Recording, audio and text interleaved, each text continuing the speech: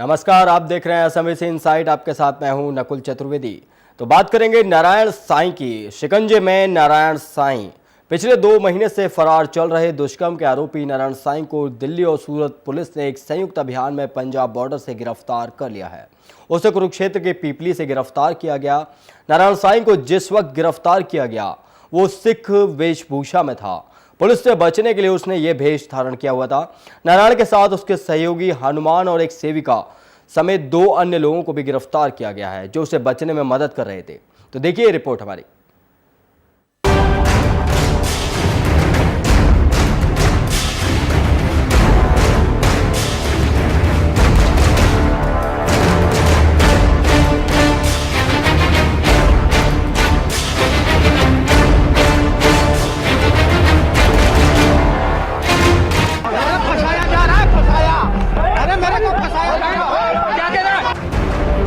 लगातार अनेकों आरोपों से घिरे नारायण साईं के पापों का अंत आखिरकार हो ही गया।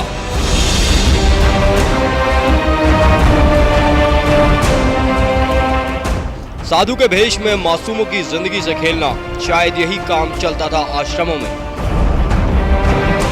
अब भगवान के नाम का बहाना लेकर चलता था रामलीला का काम। लेकिन भांडा फूटा भी तो कैसे? ये खेल शुरू हुआ आसाराम से। जी हां, आसाराम गिरफ्तार हुए और बस फिर क्या था, एक के बाद एक खुलते गए पत्ते और आ गया नारायण साईं का भी असली चेहरा लोगों के सामने। और जैसे ही नारायण साईं को पता चला कि वो अब पूरी तरह से फंस चुका है तो हो गया फरार। सूरत की 2 बहनों ने दुष्कर्म का आरोप किया लगाया कि नारायण साईं की हवा ही गुल हो गई और वो भागने लगा। और जब पुलिस को पता चला कि नारायण साईं अब फरार हो गया है तो पुलिस ने उसे भगोड़ा घोषित कर दिया। चोर पुलिस का ये खेल पूरे 2 महीने तक चला। इस बीच नारायण साईं ने पुलिस को भी खूब भगाया और खूब खेला आंख मिचौली का खेल। पर नारायण साईं आखिर कब तक भागता रहता? दिल्ली और सूरत पुलिस जो उसके पीछे पड़ी थी। स्पेसिफिक इंफॉर्मेशन पर दिल्ली पुलिस क्राइम ब्रांच ने नारायण साईं के पॉसिबल हाइडआउट्स पे पंजाब में हमने रेड मारी। फिर एक सस्पेक्टेड गाड़ी को ट्रेल किया और उस गाड़ी को पंजाब से ट्रेल करते करते हमने पंजाब हरियाणा बॉर्डर के पास में उसको इंटरसेप्ट किया। उसमें 1 से अधिक लोग थे। उन लोगों को दिल्ली में लाके पूछताछ की गई, उनकी आइडेंटिटी एस्टैब्लिश कर दी गई और फाइनली पूछताछ के बाद 2 लोगों को हमने गिरफ्तार किया है, जिसमें एक नारायण साईं है और दूसरा हनुमान है जो उनका एसोसिएट है और एफआईआर में नेम्ड है, जिस पर भी 1 लाख का रिवॉर्ड है। एग्जैक्टली सर, कहां से गिरफ्तारी हुई? गिरफ्तारी हमने पूछताछ के बाद और आइडेंटिटी एस्टैब्लिश करने के बाद दिल्ली में डाली। सूरत दुष्कर्म के मामले में फरार चल रहे नारायण साईं की तलाश में गुजरात और दिल्ली पुलिस पिछले 8 सप्ताह से पूरे देश में छापे मार रही थी।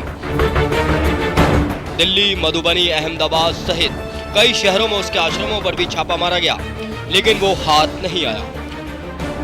लुकआउट नोटिस जारी होने के बाद से ही नारायण साईं पुलिस से लुका छिपी कर रहा था। नारायण की तलाश में पुलिस नेपाल के जनकपुर और काठमांडू तक हुई, लेकिन उसका पता नहीं चला।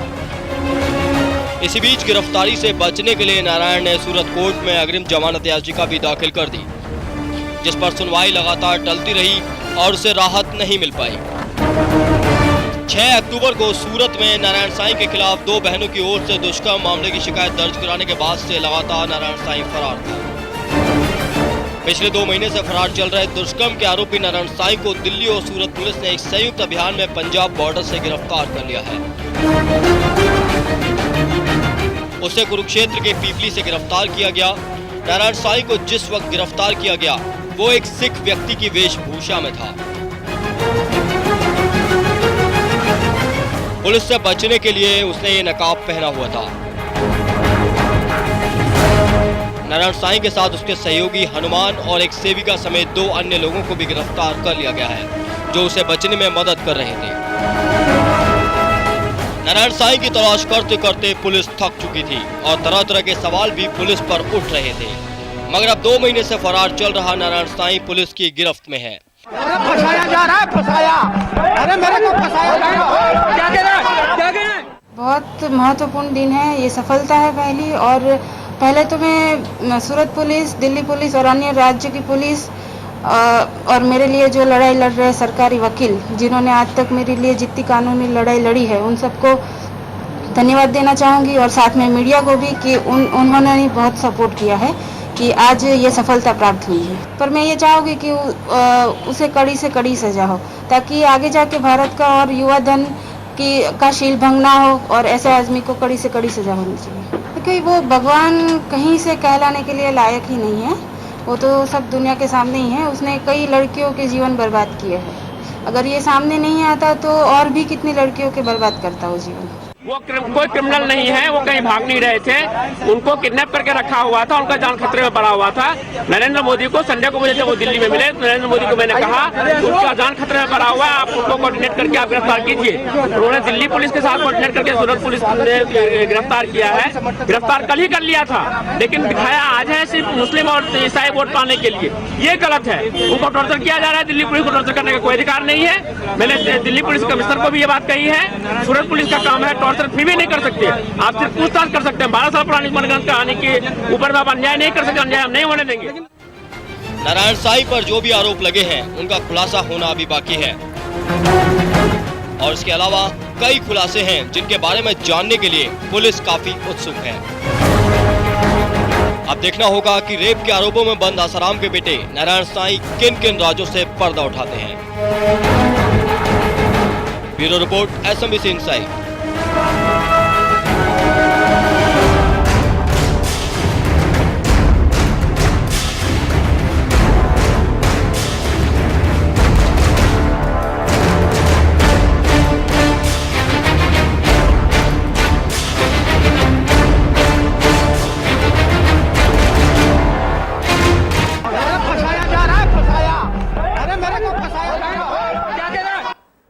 तो आखिरकार भागते भागते नारायण साईं पुलिस की गिरफ्त में पहुंच ही गया।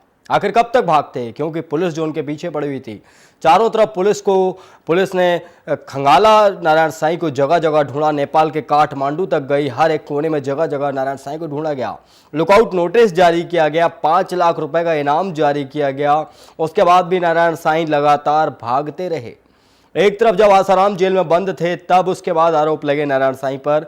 2 बहनों ने आरोप लगाए थे, पहले पिता पर आसाराम ने भी उसका रेप किया, छोटी बहन के साथ नारायण साईं ने रेप किया, लगातार यौन शोषण किया उसका। जिसके बाद नारायण साईं लगातार भागते चल रहे थे, मगर भागते भागते अचानक अब वो पुलिस की गिरफ्त में आ चुके हैं। और कई ऐसे राज हैं जिन पर से नारायण साईं को पर्दा उठाना होगा, क्योंकि वो बहुत ज़्यादा ज़रूरी हैं। उन सब सवालों का जवाब जनता चाहती है।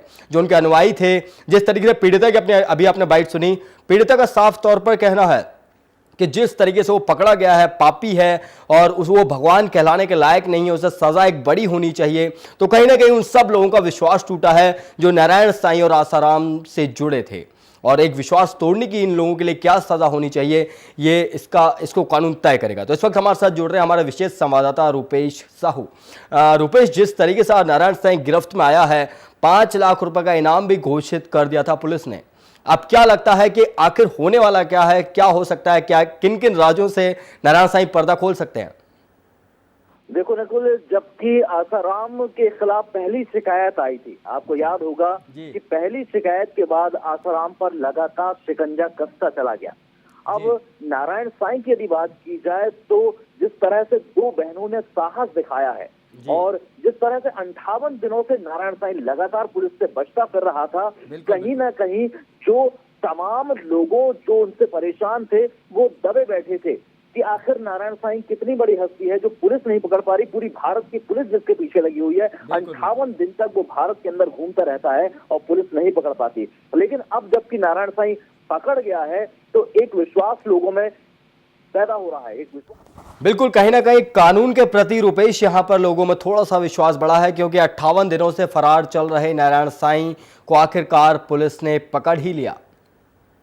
वहीं देखा जाए तो नारायण साईं के खिलाफ और भी जो पीड़ित हैं, देखिए नकुल, मैं यही वो आपसे बोल रहा हूं कि आसाराम के साथ जब पहली शिकायत आई थी, उसके बाद लगातार कई शिकायतें आसाराम के खिलाफ आई। नारायण साईं के खिलाफ केवल अभी एक शिकायत सुनने में आ रही है, जो एक बहन ने 2 बहनों ने आरोप लगाया, एक आसाराम के खिलाफ लगाया और एक नारायण साईं के खिलाफ। जैसे ही पुलिस की गिरफ्त में आता है, आप देखिएगा और कई सारे मामले हैं। क्योंकि उज्जैन में भी एक मामला आया था जिसमें ये आरोप लगे थे नारायण साईं के ऊपर कि इन्होंने जबरदस्ती एक पुरुष के साथ विवाह कराया, फिर वो पुरुष ने इस महिला को धोखा दे दिया। कहीं ना कहीं नारायण साईं और आसाराम का जो डाइसी गेम है, जिस तरह का ये गेम कर रहे थे अपने आश्रमों के जरिए, ये तक इन पर आरोप लगे हैं कि ये पूरा का पूरा सेक्स रैकेट चलाते थे। अब उसका पर्दाफाश होने वाला है क्योंकि लोगों का विश्वास जम गया है कि ये जो दरिंदा बाहर घूम रहा था या पुलिस की पकड़ में है, अब उनको कोई खतरा नहीं है। और सबसे बड़ी बात ये कि उनको कोई खतरा नहीं है, अब वो लोग सामने आ सकते हैं। बिल्कुल रुपेश, जिस तरीके से इन्होंने धर्म की आड़ में, आस्था की आड़ में लोगों की भावनाओं के साथ खेला, उन्हें धोखा दिया और लगातार काफी समय से खेल रहे थे। अभी तक जनता को सच का पता नहीं था, मगर जब जनता के सामने सच आया, जैसे ही आसाराम के ऊपर एक आरोप लगा, उसके बाद तो लगातार जेल में बंद हो गए, उसके बाद लगातार आरोपों की झड़ी बढ़ती चली गई। अब क्या लगता है कि जिस तरीके से आसाराम, एक अभी बीच में एक छोटा सा खुलासा और हुआ था रुपेश यहाँ पर कि नारायण साईं आसाराम की जायदाद हड़पना चाहता था, क्या ये बड़े खुलासे हो सकते हैं आसाराम से, नारायण साईं से? रुपेश, देखा जाए नकुल, तो इसके पहले तमाम आश्रमों की जब्ती की। जी रुपेश, तो शायद रुपेश से हमारा संपर्क नहीं हो पा रहा, मगर जिस तरीके से अभी नारायण साईं पुलिस की गिरफ्त में आया है, एक बड़ी कामयाबी मिली है पुलिस को। और देखा जाए तो आने वाले समय में जब ये पुलिस यहाँ पर पूछताछ करेगी, आपको बता दें कि कल गुजरात कोर्ट में पेश किया जाएगा नारायण साईं को, और उसके बाद यहाँ पर देखना होगा कि आने वाले समय में नारायण साईं क्या क्या बड़े बड़े खुलासे करते हैं। तो एक बार फिर से हमारे साथ जुड़ गए हमारे विशेष संवाददाता रुपेश साहू। रुपेश, बात करें वही जो मैं कह रहा था कि किन किन राज्यों से नारायण साईं पर्दा उठा सकते हैं यहाँ पर? देखा जाए तो हर राज्यों में, हर जिले में इन्होंने अपने आश्रम बना रखे थे, या यूं कहा जाए कि अपना धंधा फैला रखा था नकुल। तो निश्चित तौर पर जिस तरह से पुलिस कार्रवाई कर रही थी, तमाम आश्रमों की जिस तरह पे छापेमारी चल रही थी और जब्ती की, भगोड़ा घोषित किया जा चुका था नारायण साईं को, और अब जब्ती की कार्रवाई हो रही थी। कहीं जिस तरह का रैकेट इनका सामने आया है, बहुत जल्द ये हो सकता है कि इनके तमाम आश्रमों को सीज किया जाए।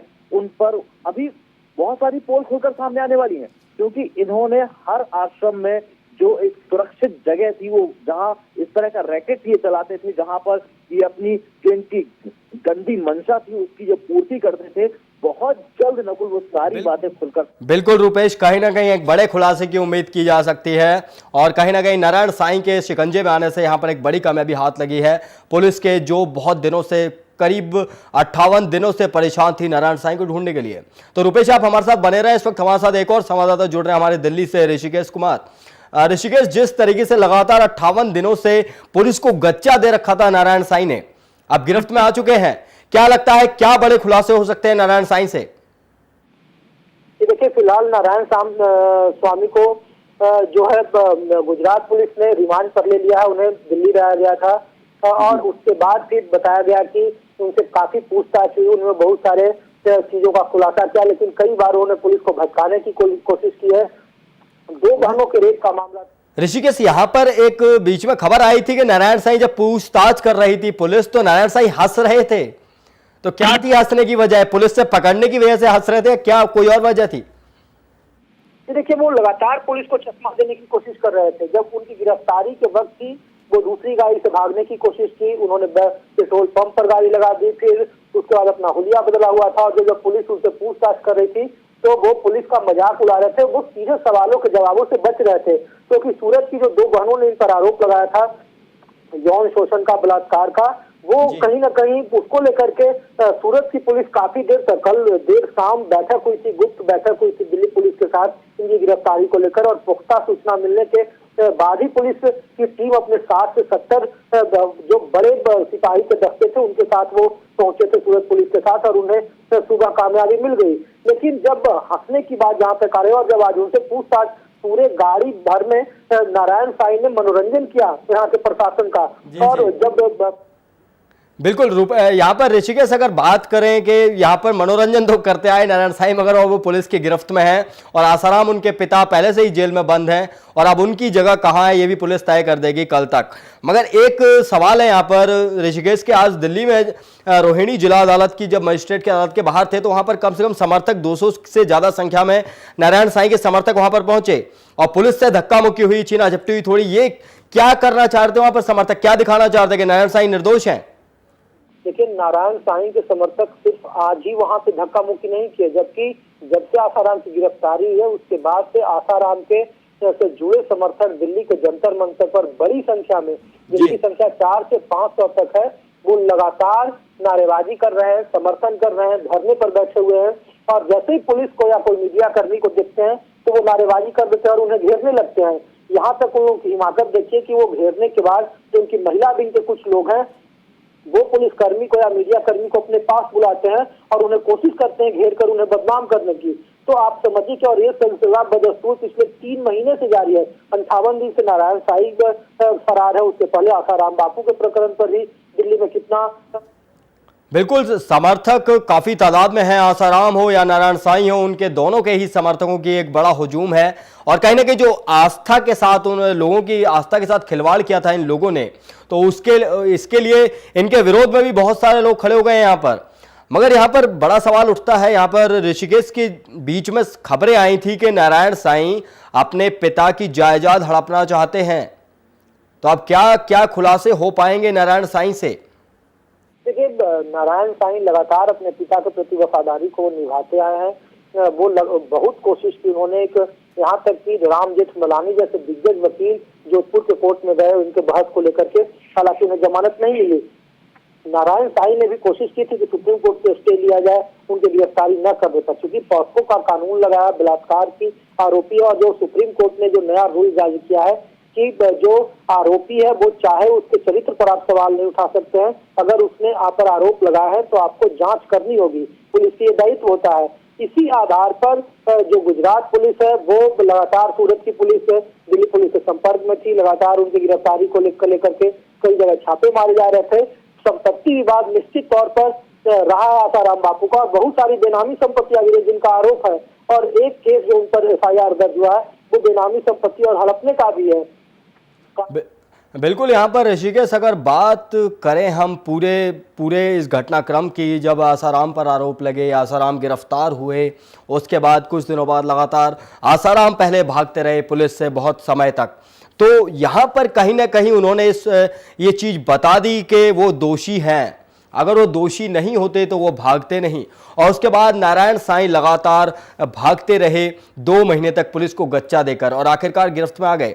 अब आने वाले समय में आखिर होगा क्या, क्योंकि कई आश्रम हैं इन लोगों के जहां पर इन्होंने अवैध कब्जा भी किया हुआ है, कई जगह से नोटिस भी मिल चुका है और बहुत सारी एक संपत्ति है इन लोगों के पास। तो यहाँ पर क्या हो सकता है आने वाले समय में अगर इन दोनों को जेल हो जाती है तो, दोषी हो जाते हैं तो? देखिए, माना जा रहा है कि आसाराम की मिल्कियत अब अपने अंतिम मुकाम पर है। इन दोनों की गिरफ्तारी के बाद इनके संपत्ति विवाद को लेकर के काफी ज्यादा खींचम खींच होगी आपस में, क्योंकि इनकी पत्नी और बेटी दोनों बाहर है, उन पर भी संगीन आरोप है और हो सकता है कि चूंकि इन पर सियासत करने का आरोप लगा है, नरेंद्र मोदी इनके खिलाफ बोल चुके हैं। जी बताएं ऋषिकेश। शायद ऋषिकेश से हमारा संपर्क नहीं हो पा रहा है, मगर इस खबर पर हमारे साथ जुड़े हुए हमारे विशेष संवाददाता रुपेश साहू। रुपेश, जिस तरीके से अभी गिरफ्त में आ गए हैं नारायण साईं, आसाराम जेल में बंद हैं, क्या लगता है आने वाले समय में हुआ क्या? जनता को एक तरीके से सीख भी मिलने वाली है कि ऐसे अंधविश्वासी बाबाओं से दूर रहें, और अगर ये दोनों के ऊपर दोष सिद्ध हो जाता है तो उसके बाद क्या होगा? निश्चित तौर पर जिस तरह से आसाराम को जेल हो गई है और तमाम जमानत याचिकाएं उनकी खारिज की जा चुकी हैं, इससे पहले आपको बता दें कि नारायण साईं भी एक अग्रिम जमानत याचिका पेश कर चुके हैं, लेकिन उस पर वो लगातार बढ़वाते चले जा रहे थे। अब चूंकि वो गिरफ्तार किए जा चुके हैं, इससे इन्फेक्टियस हो गई है वो याचिका, अब वो जमानत के लिए जरूर जाएंगे। अगले 24 घंटे के अंदर उन्हें मजिस्ट्रेट के सामने पेश किया जाएगा। निश्चित तौर पर यहाँ पर रिमांड लेने की कोशिश होगी पुलिस। बिल्कुल रुपेश, चलिए जिस तरीके से अब देखा जाए तो मतलब आने वाले समय में होने वाला जो भी है, जो भी होगा पुलिस को करना है, क्योंकि आसाराम उनके नारायण के पिता आसाराम पहले ही जेल में बंद है रेप के आरोपों में घिरे हुए, और दूसरी तरफ उनका बेटा नारायण साईं, उस पर भी एक बड़े आरोप लगे हैं रेप के, और उसके बाद लगातार फरार थे। 58 दिनों तक पुलिस को गच्चा देते रहे, मगर अब पुलिस की गिरफ्त में आ पहुंचे हैं। अब देखना होगा कि जो नारायण साईं है उनसे कौन कौन से राजों से पर्दा उठाते हैं। तो फिलहाल इस खास पेशकश में इतना ही। असम इनसाइट पर खबरें लगातार जारी हैं, देखते रहिए असम इनसाइट।